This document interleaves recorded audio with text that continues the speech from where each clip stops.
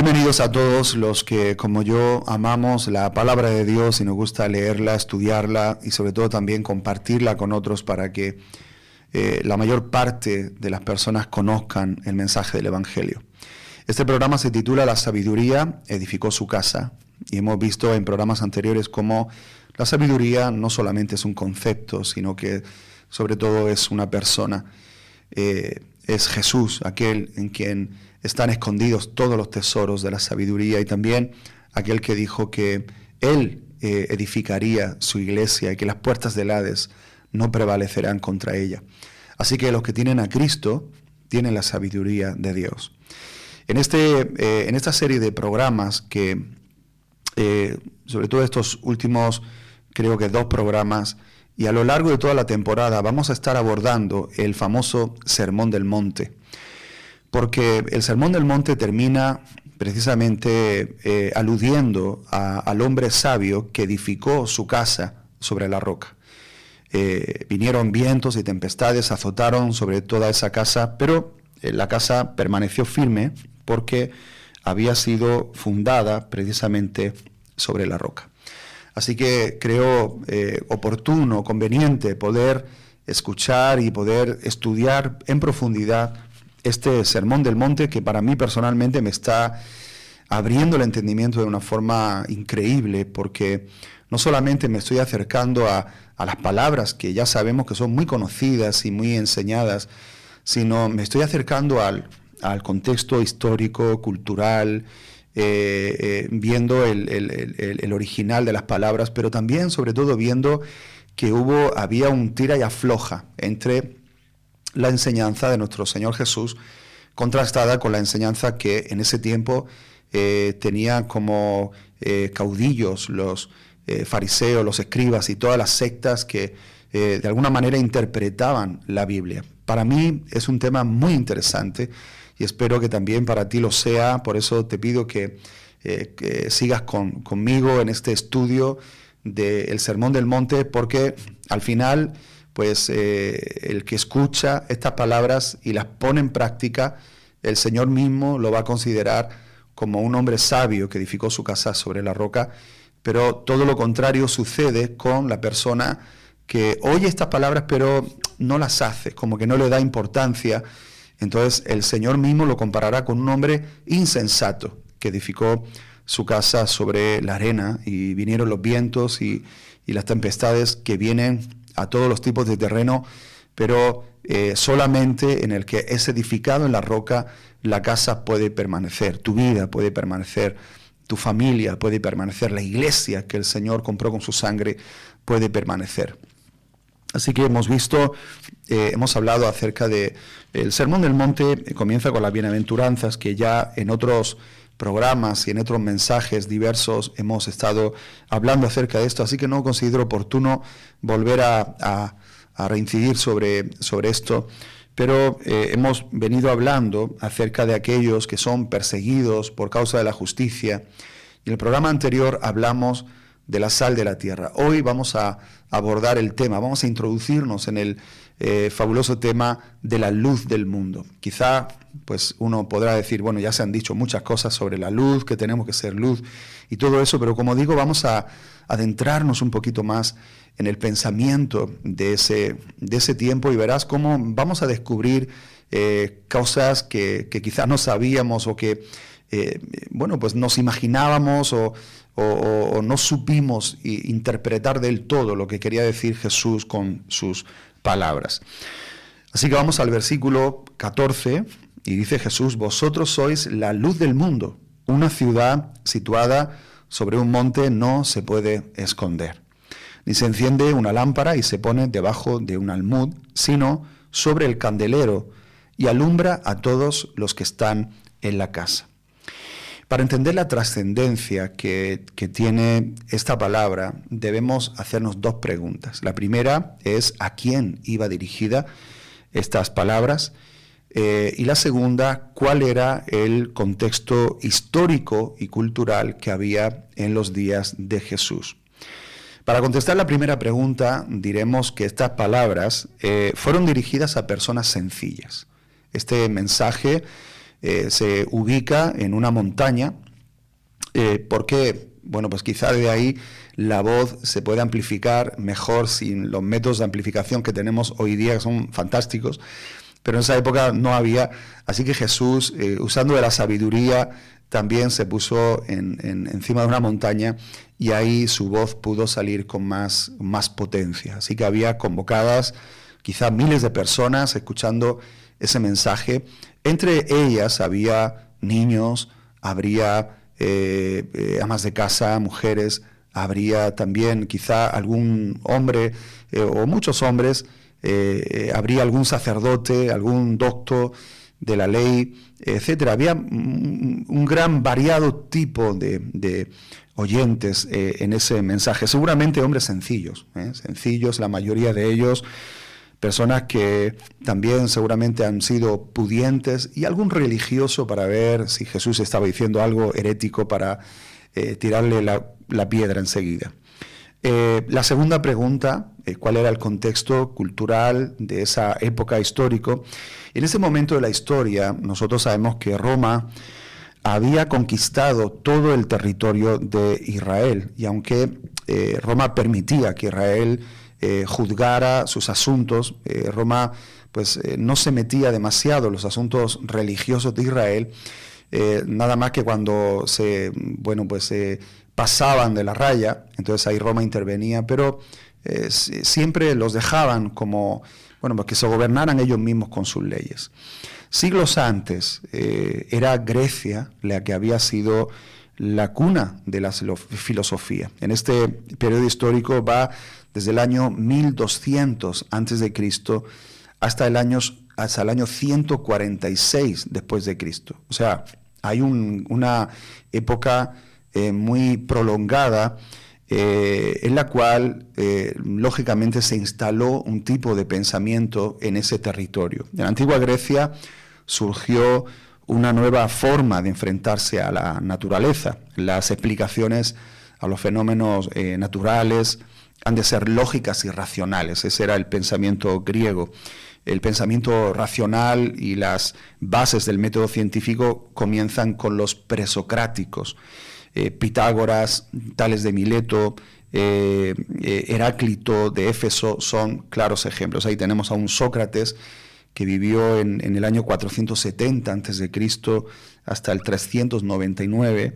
Él trató de crear una moral racional. Vemos a Platón con su filosofía que gira en torno a la razón del hombre.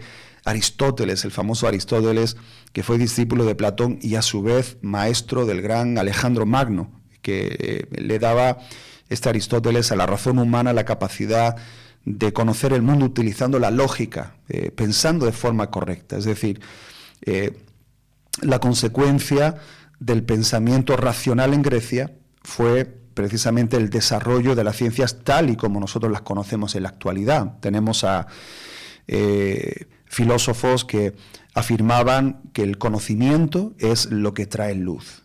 Ahí tenemos famosos filósofos que hablaban acerca de astronomía, el famoso Euclides con las matemáticas, la física con Arquímedes, la medicina con Hipócrates. O sea, fue una época de oro en la que muchos pensadores ciertamente pues hicieron evolucionar el pensamiento racional y descubrir algunas cosas que estaban ahí, y ellos pues a través de la lógica, de la razón, del pensamiento lograron descifrar, o por lo menos lograron ponerle orden. Estos hombres en los tiempos de Jesús representaban la luz del conocimiento en medio de un mundo invadido por la oscura ignorancia. Estos pensadores lograron hacer de la sed por el conocimiento un modo de vida. Perdón. En este mundo, este es el mundo que heredó el Imperio Romano, siendo muy influenciado por esta cultura de pensamiento griego. Lógicamente, tantos años y tantos siglos de pensamiento griego no pudieron ser pues menoscabados por un imperio romano que todavía, pues allá por el siglo II después de Cristo, todavía Asia Menor seguía teniendo una influencia muy fuerte del conocimiento y del pensamiento griego. Incluso la ciudad de Filadelfia fue precisamente construida para ser una evangelizadora del pensamiento griego, y estamos hablando del año 100 y pico después de Cristo. Por otro lado, en el Israel de Jesús había otro grupo de hombres a los que se les consideraban las lámparas de Israel. Me refiero a esta secta de los fariseos. Había muchos grupos en esa época, habían diferentes escuelas rabínicas, cada una con una forma de interpretar ciertas leyes o de vivir ciertas leyes. Algunos eran más drásticos que otros eran más permisivos, pero por regla general cada escuela rabínica tenía su inclinación interpretativa. Entonces, además, bueno, pues ellos presumían, los rabinos, este tipo de escuelas, presumían de ser los portadores de la responsabilidad de conocer la ley de Moisés y transmitírsela a los hombres.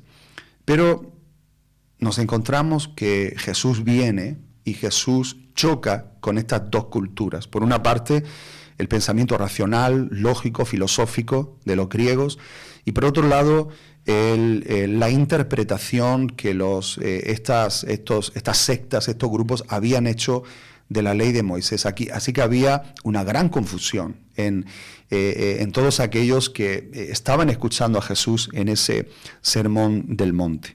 Entonces hubo un choque no solamente teológico, sino también un choque sobre todo de espíritu, porque lo que vamos a hablar en este programa, pero también en los programas que vienen por delante, es que vamos a darle importancia no solamente a la letra de la ley, a la letra de la escritura, sino también le tenemos que dar importancia al espíritu con el cual y la intención con la cual el Señor quiso transmitir la ley. La ley no es mala. Algunos oímos la ley y se nos ponen los pelos de punta y invocamos la gracia. Ya no estamos bajo la ley, estamos bajo la gracia.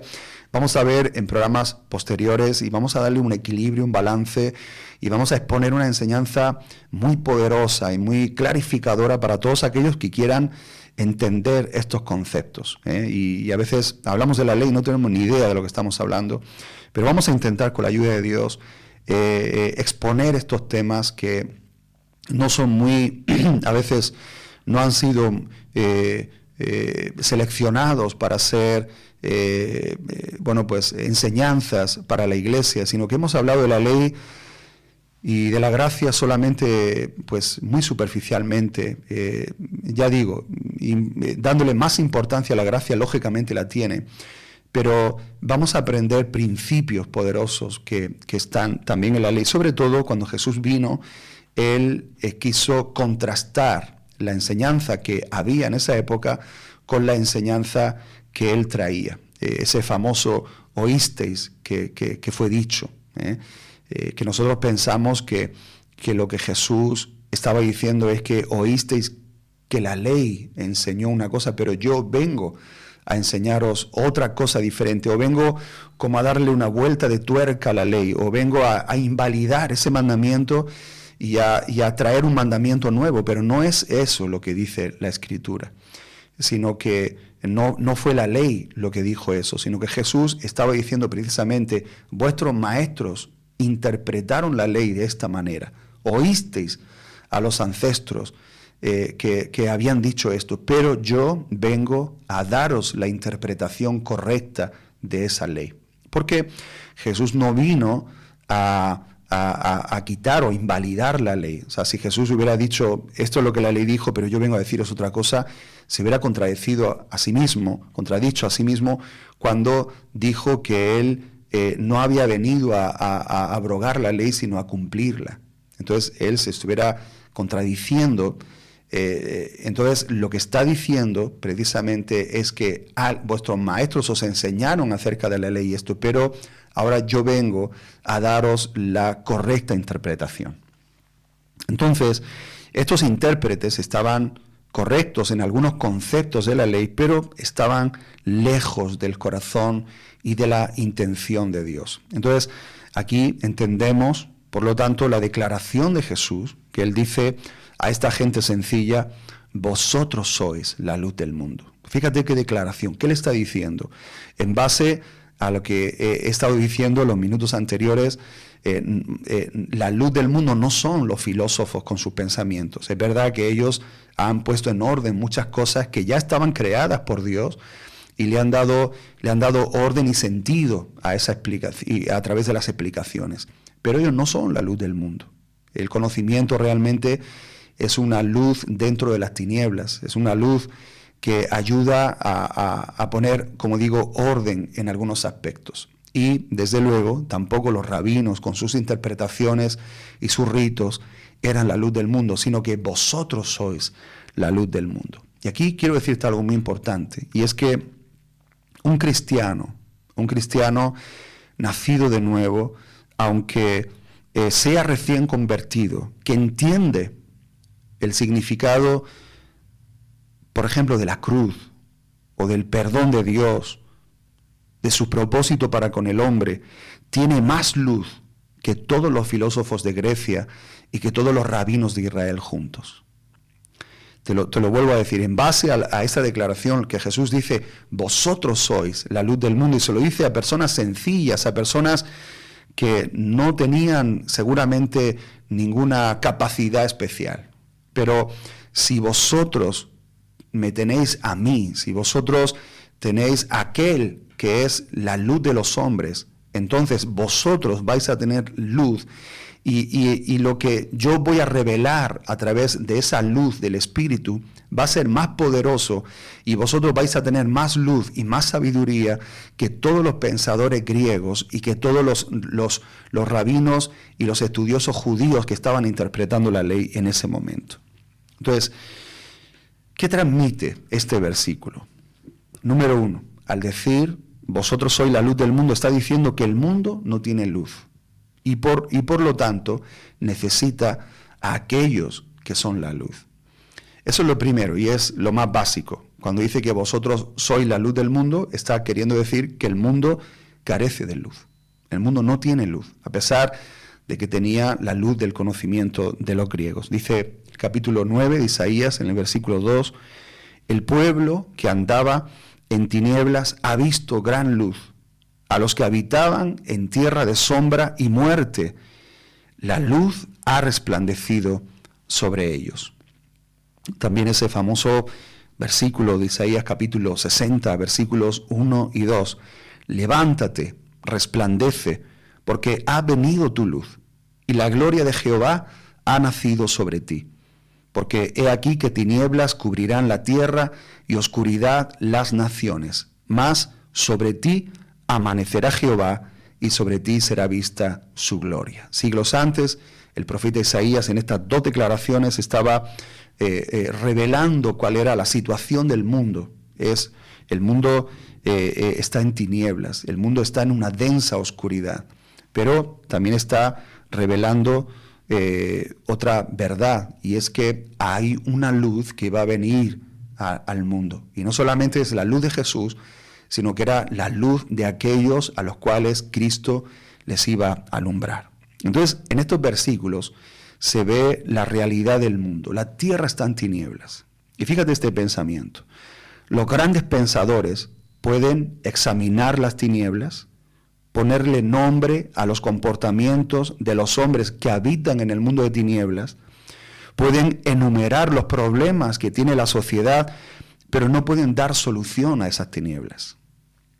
O sea, la luz del conocimiento de las tinieblas no puede disipar las tinieblas. Está bien saber matemáticas, está bien saber biología, está bien saber astrología, física, química, saber ponerle orden a todo eso, pero todo eso corresponde a un conocimiento que está dentro de las tinieblas. Hay personas que tienen luz, pero su luz está dentro de unas tinieblas. La luz de la ciencia, la filosofía y todo lo demás ayuda a los hombres a andar en las tinieblas, pero no tienen la capacidad de sacarlos de ahí. No sé si me estoy expresando, pero es una idea poderosa. Porque hay mucha gente que se jacta de saber muchas cosas, pero si no sabes que Dios te ama, que Dios tiene un propósito contigo, que Dios te ha creado con un plan establecido, entonces tú nada más que sabes organizar o enumerar o ponerle orden a las tinieblas, pero nunca vas a poder sacarte tú de las tinieblas, ni por supuesto sacar a nadie. Entonces, lo que está diciendo Jesús, número 1, el mundo está en tinieblas, es una realidad. Número 2, lo que está diciendo Jesús es que vosotros y solo vosotros sois la luz del mundo. El cristiano es aquel que ha vivido en las tinieblas, pero Cristo le resplandeció. Eso es lo que dice en el libro de Efesios, en el capítulo 5 y en el versículo 8, porque antes erais tinieblas, pero ahora sois luz en el Señor. Andad como hijos de luz. Fíjate qué declaración más poderosa. Aquí está Pablo hablando precisamente de este principio. Vosotros antes pertenecíais a las tinieblas, erais tinieblas, pero ahora sois luz en el Señor. Andad como hijos de luz. El mismo Pablo, ahora hablándole a los colosenses en el capítulo 1 y versículo 13, dice, porque Él, con mayúscula, nos libró del dominio de las tinieblas y nos trasladó al reino de su Hijo amado. Aquí vemos que las tinieblas tienen un dominio, tienen un poder sobre los hombres, un poder para cautivarlos, un poder para mantenerlos en ignorancia, en oscuridad, entenebrecidas sus mentes, sus corazones, para que no puedan ver a Dios y ver la luz de Dios. Ahora, ¿cuándo le resplandece la luz a estos hombres? Cuando reciben la luz de Jesús. Pero, ¿a través de quién? Pues a través de la iglesia. Él os libró a vosotros del dominio de las tinieblas y nos trasladó al reino de su amado Hijo, que es un reino de luz. Entonces, el cristiano conoce las tinieblas, pero también conoce la luz. Y en este caso es donde el cristiano puede afectar la vida de los hombres. ¿Cómo podemos afectar la vida de los hombres? Siendo aquello por lo cual Dios nos ha llamado. Hay muchos cristianos hoy que están acomplejados porque no tienen mucho conocimiento acerca de las cosas de la tierra. Conozco a muchos creyentes, fieles creyentes, que tienen como se sienten avergonzados o acomplejados porque no tienen mucho conocimiento, incluso no tienen la capacidad de entender muchas cosas, cuando leen no entienden muchos conceptos de la Biblia, muchos principios, no pueden llegar a tener una profundidad en el conocimiento de la Escritura. Sin embargo, tienen otras características, son poderosos en su testimonio, son gente de fe, son gente que actúan bajo los principios del Espíritu que les son revelados a su mismo Espíritu, porque hay una realidad y es que el Espíritu Santo en nosotros nos revela la voluntad de Dios, y a veces nosotros vamos a la Biblia y nos encontramos que nosotros estamos haciendo algo que está en la Biblia, pero que ya el Señor nos reveló a nosotros a través de la naturaleza espiritual que está en nosotros. Así que no tenemos que estar acomplejados de no ser, si tú no tienes una carrera universitaria, si tú no tienes una preparación académica, si tú eres una persona sencilla, del vulgo, una persona trabajadora, que no tiene una gran comprensión acerca de la astronomía o acerca de lo que el mundo hoy considera luz. Incluso nos sentimos como avergonzados delante o empequeñecidos delante de personas que tienen muchas titulaciones. Sin embargo, esta palabra es para nosotros y te dice Jesús: tú eres la luz del mundo, vosotros sois la luz del mundo, porque tenéis la capacidad de, a través de la luz que yo emito en vosotros, poder alumbrar en un mundo que está en tinieblas, en un mundo que está entenebrecido, perdido, y que está jugando a ordenar las tinieblas, pero no pueden salir de ellas. Pero tú eres un faro en puerto seguro, en la roca firme, que se enciende con la potencia del cielo, para alumbrar a los hombres y decirles dónde pueden ir a buen puerto. Así que yo te digo en el nombre del Señor Jesús que sigas alumbrando, que sigas viviendo para aquello para lo cual Dios te ha llamado, para ser esa luz poderosa del mundo. Padre, gracias por esta palabra, gracias por este versículo corto que hemos leído, pero que podemos ver que es muy poderoso para nosotros en su interpretación. Creemos, Señor, que tú nos has llamado para ser luces en este mundo y es lo que nosotros queremos hacer con el poder de tu Santo Espíritu. En el nombre de Jesús. Amén y amén. En el siguiente programa vamos a seguir hablando un poquito más acerca de la luz. Vamos a ver la luz de la Trinidad. El Padre es luz, el Hijo es luz, el Espíritu Santo es luz y vamos a abundar un poquito más en la luz del mundo que somos nosotros. Hasta el próximo programa. Dios te bendiga.